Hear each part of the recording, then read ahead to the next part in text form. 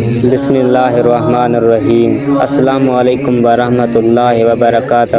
یہ کہانی ہے ایک چھوٹے سے جزیرے کی جہاں کبھی لوگ سمندر کے دیوتا سے ڈرتے تھے۔ ایک خوفناک دیو جس کا نام تھا رنا ماری۔ کہا جاتا ہے یہ دیو ہر مہینے سمندر سے نکلتا تھا اور انسانی قربانی مانگتا تھا۔ اگر لوگ نہ دیتے تو وہ پورے گاؤں کو تباہ کر دیتا تھا۔ صدیاں گزرتی رہیں اور یہ رسم لوگوں کے دلوں میں خوف بن کر زندہ رہی، مگر پھر اسلام کی روشنی ان اندھیروں میں داخل ہوئی۔ ایک دن ایک نیک مسلمان دائی ابو البرکات البرہانی مالدیپ پہنچے۔ انہوں نے سنا کہ آج رات ایک لڑکی کو رنا ماری کے حوالے کیا جائے گا۔ انہوں نے کہا میں اس کی جگہ جاؤں گا۔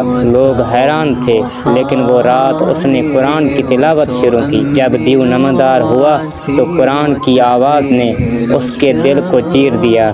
سمندر ہل گیا، آسمان گرجا اور رنا ماری ہمیشہ کے لیے غائب ہو گیا۔ اگلی صبح جزیرے کے لوگ حیران رہ گئے۔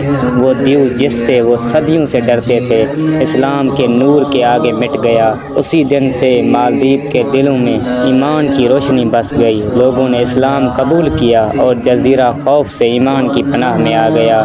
یہ ہے اسلام کا معجزہ جو اندھیروں کو روشنی میں بدل دیتا ہے۔ سبحان اللہ۔ اگر آپ کو یہ ایمان افروز کہانی پسند آئی تو راہ نبوی کو سبسکرائب کریں تاکہ اسلام کی مزید حقانی آپ تک پہنچتی رہیں۔